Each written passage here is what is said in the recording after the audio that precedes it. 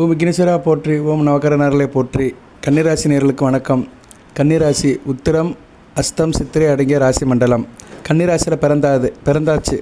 பிறப்பின் ரகசியம் என்ன, எதுக்காக பிறந்திருக்கோம் அப்படின்னு நம்ம தெரிஞ்சுக்கலாம்.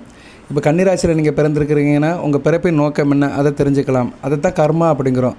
கர்மாங்கிறது என்னென்னா, நம்ம இந்த பூமியில் எதற்காக பிறந்திருக்கிறோம், இன்னாருக்கு குழந்தையாக ஏன் பிறந்திருக்கிறோம், இன்னாரை கல்யாணம் பண்ணிக்கிறோம், இத்தனை குழந்தைய பெற்றுக்கிறோம், வாழ்கிறோம். இதெல்லாம் ஏற்கனவே எழுதப்பட்டது தான்.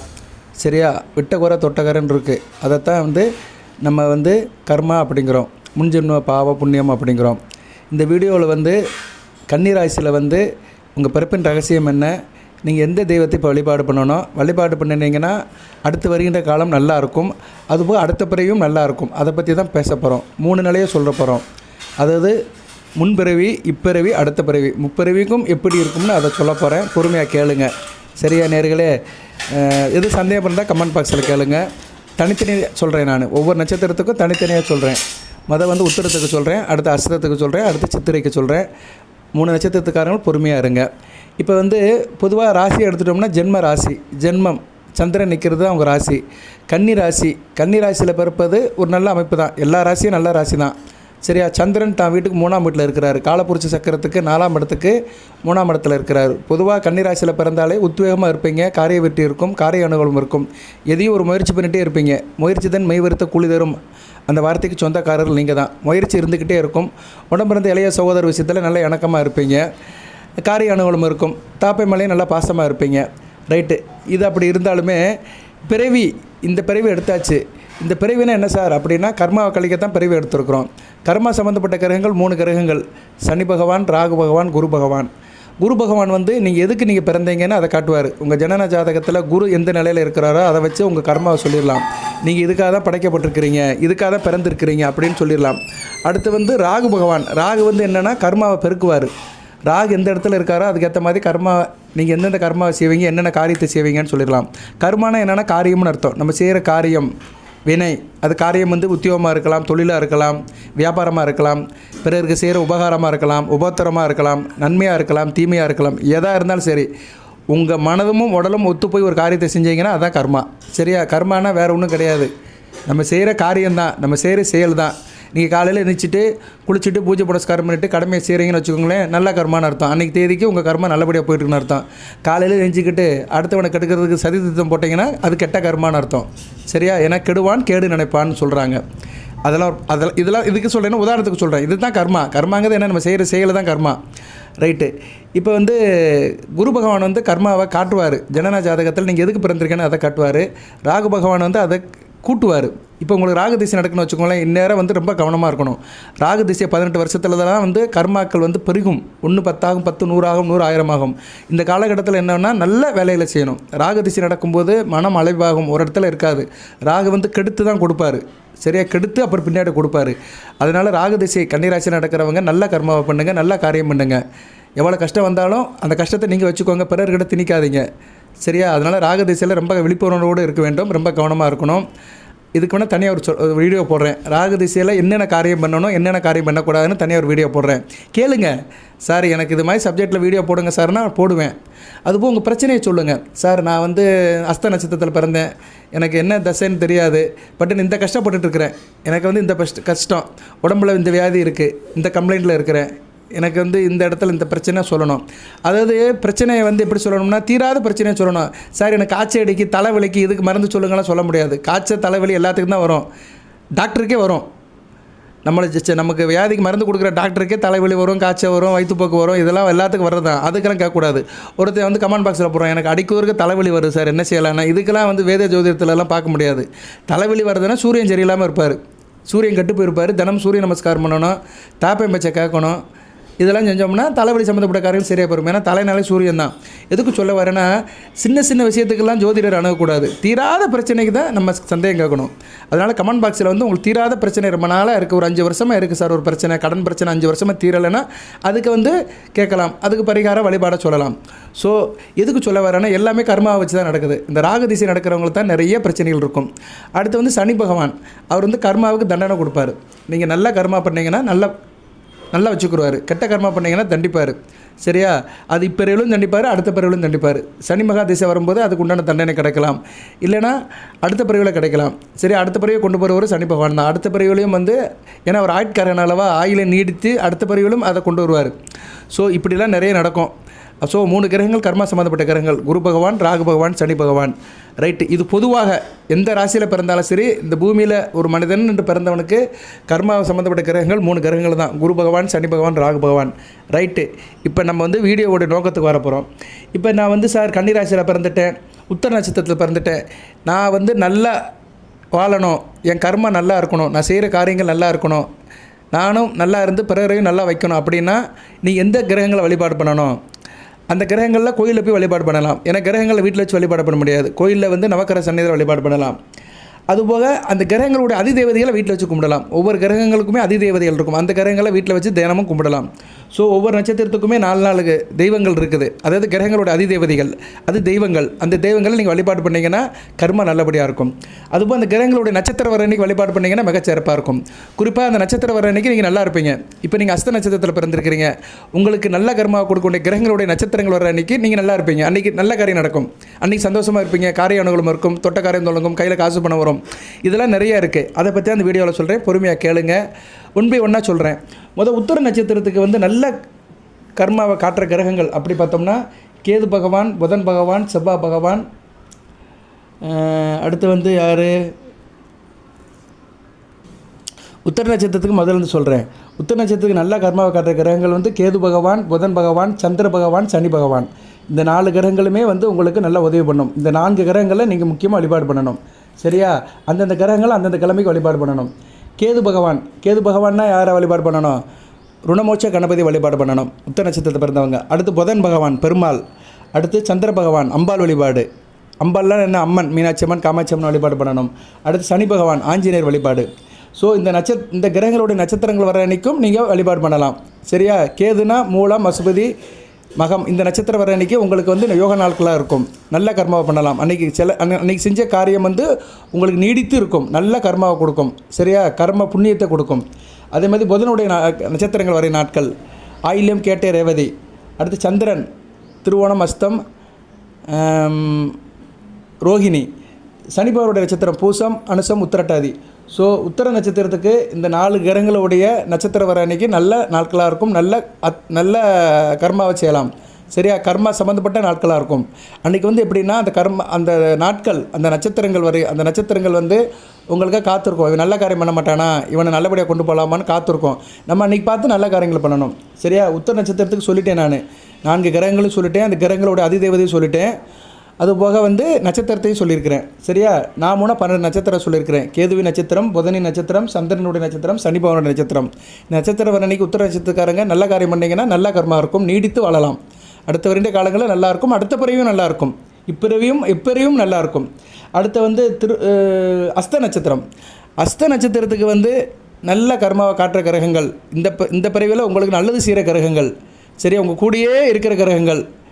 சரியா? அப்படி பார்த்தோம்னா அஸ்த நட்சத்திரத்துக்கு சுக்கிரன், கேது பகவான், செவ்வாய், புதன். இந்த 4 கிரகங்களுமே வந்து உங்களுக்கு நல்ல ஒரு வழியை காட்டும். சரியா? சுக்கிரன், கேது, செவ்வாய், புதன். இந்த 4 கிரகங்களுமே உங்களுக்கு நல்ல வழியை காட்டும். இந்த 4 கிரகங்களோட அதிதேவதைகளை வழிபாடு பண்ணிங்கன்னா இப்பிறவி நல்லாயிருக்கும், அடுத்த பிறவி நல்லாயிருக்கும். சுக்கிரன் மகாலட்சுமி வழிபாடு, கேது ருணமோட்ச கணபதி, செவ்வாய் முருகப்பெருமான், புதன் பெருமாள். இந்த 4 தெய்வத்தையும் விடாமல் வழிபாடு பண்ணணும். அந்தந்த கிழமை அன்றைக்கி வழிபாடு பண்ணணும். சுக்கிரனா வெள்ளிக்கிழமை, கேதுனா சங்கடகர சதுர்த்தி, செவ்வாய்க்கிழமை, முருகப்பெருமானா செவ்வாய்க்கிழமை, புதன்னா பெருமாள் புதன்கிழமை. ஸோ இந்த 4 கிரகங்களும் தான் அஸ்த நட்சத்திரத்துக்கு நல்ல கர்மாவை காட்டும், நல்லபடியாக வச்சுக்கிறோம். இந்த கிரகங்களுடைய நட்சத்திரங்கள் வர அன்றைக்கி நீங்கள் நல்ல காரியம் பண்ணலாம். அந்த நட்சத்திரம் வர அன்றைக்கி உங்களுக்கு சிறப்பாக இருக்கும். அஸ்த நட்சத்திரத்தில் பிறந்தவங்களுக்கு நல்ல யோகமாக இருக்கும், நல்ல காரியங்கள் நடக்கும். அந்த நட்சத்திரத்தை நீங்கள் கொண்டாடணும். சரியா? அந்த 12 நட்சத்திரம் வரும். ஒவ்வொரு கிரகத்துக்கு உண்டான நட்சத்திரங்கள் வர அன்றைக்கி நல்ல காரியம் பண்ணணும், நல்லா இருக்கணும் அன்றைக்கி. சரியா? நீங்களும் நல்லா இருப்பீங்க, இயல்பாகவே நல்லா இருப்பீங்க. அன்றைக்கி கூடுதலான சில சிறப்பான காரியங்கள் பண்ணிங்கன்னா நல்லாயிருக்கும், அடுத்து வருகிற நாட்கள் நல்லாயிருக்கும். இதுதாங்க முக்கியம். ஒரு மனிதன் வந்து எதுக்குங்க அன்னதானம் பண்ணுறாங்க? நல்ல சில பேர் பாருங்கள், அன்னதானம் பண்ணுவாங்க, நிறைய பேருக்கு உதவுவாங்க, பாராட்டு விழா நடத்துவாங்க, இலவசமாக திருமணம் பண்ணி வைப்பாங்க, ஏதோ தன்னால் முடிஞ்ச பிறகு கொடுப்பாங்க. ஏன்னா கர்மாவை வந்து நல்லபடியாக வளர்த்துக்கிறது. சரியா? செஞ்ச பாவத்தை தீர்த்துக்கிறது, அடுத்து வந்து நல்லதை பெருக்கிக்கிறது. பாவத்தை குறைச்சி புண்ணியத்தை அதிகப்படுத்திக்கிறது. இதுக்கு தான் சில காரியங்கள் பண்ணணும். சரியா? தனக்குன்னு வாழக்கூடாது. தனக்கு போக மிச்சத்துக்கு மற்றவங்களுக்கு பிறர் கொடுக்கணும். ரொட்டேஷன் இருந்தால் தான் வாழ்க்கை நல்லாயிருக்கும். அதாவது என்றைக்குமே தேங்கிருச்சுன்னா வச்சுக்கோங்களேன், கெட்டு போயிடும். ஓடுற தண்ணி கெட்டு போகாது. நீரோட்டம் இருந்துக்கிட்டே இருக்கணும். ஓடுற ஆற்றுல அழுக்கே இருக்காது. தேங்கி கிடக்கிற தண்ணி கெட்டு போயிடும். அது மாதிரி தான் நம்ம ரெஃப்ரெஷ் பண்ணிக்கிட்டே இருக்கணும். அதுதான் என்ன கர்மா கழிச்சிக்கிட்டே இருக்கணும். ஸோ உங்களுக்கு இப்போ அஸ்த நட்சத்திரத்துக்கு சுக்கிரனுடைய நட்சத்திரம் வர அன்றைக்கி நல்ல நாளாக பார்க்கப்படுகிறது. அன்றைக்கி சில நல்ல காரியம் பண்ணுங்கள். பரணி, பூரம், போராடம். அடுத்து கேதுவி நட்சத்திரம், அசுபதி, மகம், மூலம். அடுத்து செவ்வாய் நட்சத்திரம், மிருகசீரிஷம், சித்திரை, அவிட்டம். அடுத்து புதனுடைய நட்சத்திரம், ஆயில்யம், கேட்டை, ரேவதி. இந்த 12 நட்சத்திரமே உங்களுக்கு நல்ல நட்சத்திரமாக பார்க்கப்படுகிறது. அன்றைக்கி நல்ல கர்மா நல்ல காரியம் பண்ணினீங்கன்னா நல்லா இருப்பீங்க. அடுத்த வரையின நாட்களில் நல்லா இருப்பீங்க. இப்போ உங்களுக்கு ஒரு 40 வயசு ஆகுதுன்னு வச்சுக்கோங்க. இந்த நட்சத்திரத்தை அன்றைக்கி நல்ல நல்ல காரியங்கள் பண்ணிங்கன்னு வச்சுக்கோங்களேன், 90 வயசு வரைக்கும் சிறப்பாக இருப்பீங்க. இவ்வளோதாங்க. அடுத்த பிறகும் நல்லாயிருக்கும். அடுத்து சித்திரை நட்சத்திரம். சித்திரை நட்சத்திரத்துக்கு காக்கும் கிரகங்கள், கர்மாவை காக்கும் கிரகங்கள் அப்படி பார்த்தோம்னா சூரிய பகவான், சுக்கிரன், ராகு, கேது. இந்த 4 கிரகங்களும் சித்திரை நட்சத்திரத்துக்கு காக்கும் கிரகங்களாக பார்க்கப்படுகிறது. சூரிய பகவான், சுக்கிரன், ராகு, கேது. சூரிய பகவானுக்கு சிவனை வழிபாடு பண்ணலாம். சுக்கிரனுக்கு மகாலட்சுமி வழிபாடு பண்ணலாம். ராகுக்கு தேவி ஸ்ரீ கர்மாரியம்மனை வழிபாடு பண்ணலாம். கேதுக்கு ருணமோஷ கணபதி வழிபாடு பண்ணலாம். ருணமோஷ கணபதி படம் வேணுங்கிறவங்க அடியங்கிட்ட கேளுங்க, அனுப்பிவிடுவேன். நிறைய பேருக்கு அனுப்பியிருக்கிறேன். கன்னிராசியில் ஒரு 1000கணக்கான பேருக்கு அனுப்பியிருக்கிறேன். மறுபடியும் வேணுப்பட்டால் அனுப்புகிறேன் நான். சரியா? வாட்ஸ்அப்பில் கேட்கணும், ஃபோன் பண்ணிலாம் கேட்கக்கூடாது. சில பேர் அட்ரஸ் எல்லாம் அனுப்புகிறாங்க. நான் ஒன்றும் ஃபோட்டோ எடுத்து ப்ரே பண்ணிலாம் அனுப்ப மாட்டேன். இமேஜ் தான் அனுப்புவேன் நான். சரியா? நிறைய பேர் நான் தில்லை நகரில் இருக்கேன், திருச்சி, எனக்கு டோர் நம்பருக்கு அனுப்பிவிடுங்கலாம் கேட்குறாங்க. இன்னும் மக்கள் அறியாமல் தான் இருக்கிறாங்க. நான் அந்த வேலையெல்லாம் பார்க்கலங்க. நான் வாட்ஸ்அப்பில் தான் அனுப்ப முடியும். இமேஜை வாட்ஸ்அப்பில் தான் அனுப்ப முடியும். அதுக்காக தான் வாட்ஸ்அப் நம்பர் கொடுத்துருக்குறேன். நிறைய பேருக்கு வாட்ஸ்அப் நம்பராலே தெரிய மாட்டேங்குது. ஃபோன் அடித்து கேட்குறாங்க. நான் எது கொடுத்துருக்கேன்னா ஜனன ஜாதகம் செக் பண்ணுறதுக்கு, அதை அனுப்புறதுக்கு தான் அந்த நம்பர் கொடுத்துருக்குறேன்.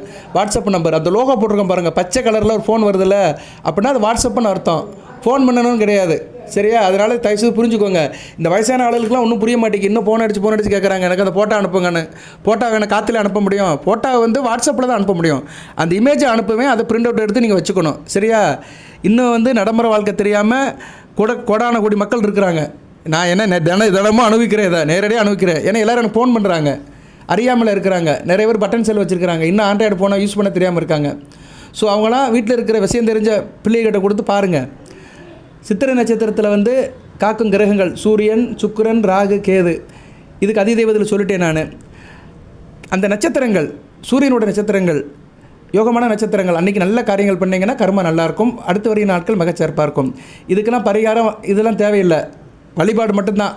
செய்கிற செயல்பாடு அண்டு வழிபாடு ரெண்டையும் சிறப்பாக செஞ்சுட்டேன்னு வச்சுக்கோங்களேன், கர்மா நல்லாயிருக்கும். சூரியனுடைய நாட்கள் கிருத்திகை, உத்திரம், உத்திராடம் நட்சத்திரம். அடுத்து சுக்கிரன், பரணி, பூரம், போராடம். ராகு, சுவாதி, சதயம், திருவாதிரை. கேது பகவான், மூலம், அசுபதி, மகம். இந்த 12 நட்சத்திரம் வர அன்றைக்கி சித்திரை நட்சத்திரக்காரங்கள் நல்ல ஒரு காரியம் பண்ணினீங்கன்னா கர்மா நல்லாயிருக்கும். சரியா? வாழ்க்கை நல்லாயிருக்கும். அடுத்த பிறகு நல்லாயிருக்கும். இப்பறிவும் நல்லாயிருக்கும். இப்பறிவும் நல்லாயிருக்கும். அன்றைக்கி நீங்கள் நல்லாவும் இருப்பீங்க. சரியா? இந்த கிரகங்கள் நட்சத்திரம் வர அன்றைக்கி நல்லா இருப்பீங்க. இப்போ மறுபடியும் 3 நட்சத்திரத்துக்கு நல்லது செய்யும் கிரகங்களை சொல்லிவிட்டு வீடியோ நிறைவு பண்ணுறேன். எது சந்தேகம் இருந்துச்சுன்னா கமெண்ட் பாக்ஸில் கேளுங்க. ஃபோன் பண்ணியெல்லாம் கேட்காதீங்க. எல்லா நேரம் ஃபோன் பண்ணியெல்லாம் விவரிக்க முடியாது. ஒரே நாவத்தில் இருக்க முடியாது. நான் பலதரப்பட்ட வேலையில் இருப்பேன். 2 சேனலில் பேசுகிறேன். ஜாதகம் நிறைய வருது, அதை பார்ப்பேன். மற்ற காரியத்தில் இருப்பேன். கண்டென்ட் பேசிகிட்டு இருப்பேன், எடுத்துக்கிட்டு இருப்பேன். வேறு காரியத்தில் இருப்பேன். அஸ்த நட்சத்திரத்துக்கு எந்த நட்சத்திரம்னு என்னால் டக்குன்னு சொல்ல முடியாது. கமெண்ட் பாக்ஸில் கேட்டிங்கன்னா யோசனை பண்ணி பதில் சொல்லுவேன். எதுக்கு கமெண்ட் பாக்ஸில் சொல்கிறேன்னா அதுதான் தீர்க்கமாக பதில் சொல்ல முடியும். யோசனை பண்ணி யார் என்ன கேள்வி கேட்டிருக்காங்க ரெடி பண்ணி சொல்ல முடியும். ஒவ்வொரு ஃபோன்லலாம் சொல்ல முடியாது. ஏன்னா தமிழ்நாட்டில் முதலமைச்சர் யார், மு.க. ஸ்டாலின் அவர்கள் அப்படின்னு டக்குன்னு சொல்லலாம் முடியாது. இது சாஸ்திரம், ஆராய்ச்சி பண்ணி தான் சொல்லணும். தப்பான விஷயத்தை டக்குன்னு ஃபோனில் சொல்ல முடியாது. அதனால் எதுவுமே கமெண்ட் பாக்ஸில் கேளுங்க. கேட்க தெரியாதவங்க பேசாமல் இருந்துருங்க. சரியா? ஆண்டவனே சிவனேன்னு கும்பிட்டுட்டு வீட்டில் சிவனேன்னு இருங்க. இப்போ உத்தர நட்சத்திரத்துக்கு காக்கும் கிரகங்கள், கர்மாவை காக்கும் கிரகங்கள் கேது பகவான், புதன், சந்திரன், சனி பகவான். அஸ்த நட்சத்திரத்துக்கு கர்மாவை காக்கும் கிரகங்கள் சுக்கிரன், கேது, செவ்வாய், புதன். சித்திரை நட்சத்திரத்துக்கு கர்மாவை காக்கும் கிரகங்கள் சூரிய பகவான், சுக்கிரன், ராகு, கேது. வாழ்த்துக்கள் நேர்களே. எல்லாம் வல்ல இறைவன் கன்னிராசி நேர்களுக்கு உத்திரம், அஸ்தம், சித்திரை நட்சத்திர நேர்களுக்கு சில சௌபாகியத்தையும் சில ஐஸ்வர்யத்தையும் சில நன்மையிலும் கொடுப்பார். அனைத்து வளங்களும் நலங்களை பெற்று தேக ஆரோக்கியத்துடன் தீர்க்காலுடன் நீடியோடி வாழ்க, நிறைந்த வளம் பெறுக. நான் இந்த வீடியோ அப்படி தான் போடுவேன் தம்மையில். உங்கள் பிறப்பின் ரகசியம். சரியா? இந்த தெய்வங்களை வணங்கினால் கர்மாவை மாற்ற முடியும். அப்படி ஒரு தலைப்பில் தான் போடுவேன். இதுக்குள்ளே தான் மிக்ஸ் பண்ணி போடுவேன். பாருங்கள், எல்லா வீடியோவும் பாருங்கள். ஏதோ ஒரு வீடியோவில் ஒன்று தெரியும். எல்லாருக்கும் அது பிரயோஜனப்படுதோ இல்லையோ, யாரோ ஒருத்தருக்கு பிரயோஜனப்படும். சரியா? 1000 பேர்த்தில் 100 பேருக்கு 100 பேருக்கு பயன்படும். 100 பேரில் 10 பேருக்கு ரொம்ப கரெக்டாக இருக்கும். சரியா? அந்த 10 பேருக்கு ரொம்ப முக்கியம். எனக்கு வந்து 1000 பேர் முக்கியம் கிடையாது, லட்சம் பேர் முக்கியம் கிடையாது. 10 பேர் கரெக்டாக இருந்தால் போதும். 10 பேருக்கு வாழ்க்கை மாறினா போதும். ரொம்ப கஷ்டப்படுறவனுக்கு ஒரு ஆறுதல் கிடைச்சா போதும். இதெல்லாம் செய்முறைப்படுத்தணும். சரியா? இதெல்லாம் என்ன வழிபாடு, செயல்பாடு தான். வழிபாடுங்கிறது வந்து தெய்வத்தை வழிபாடு பண்ணுறது, செயல்பாடுங்கிறது காரியம். அதை தான் கர்மாங்கிறோம். நம்ம செய்கிற காரியத்தை கொஞ்சம் டியூன் பண்ணிக்கணும், அதை வந்து செதுக்கிக்கணும், சிறப்பாக ஆயிக்கணும், பட்டை தீட்டிக்கணும். சரியா? நிறைய பேருக்கு புரியாது. கமர்ஷியலாக கேட்குறவங்களுக்குலாம் வீடியோ புரியாது. சும்மா இந்த ராசி பலன் கேட்குறேன், கோடிகள் வரும், கார் வந்து நிற்கும், BMW கார் நிற்கும், நாளைக்கே பெரிய ராஜாவாயிருவேன், நாட்டை போட்டு திருப்ப போகிறேன், இவங்களுக்கெல்லாம் ஒன்றும் நடக்காது. எதுக்காக பிறந்திருக்கோமோ அந்த நோக்கத்தை நிறைவேற்ற போகிறோம், அவ்வளோதான். கன்னி ராசியில் அஸ்த நட்சத்திரத்தில் பிறந்தோம்னா அது விதி.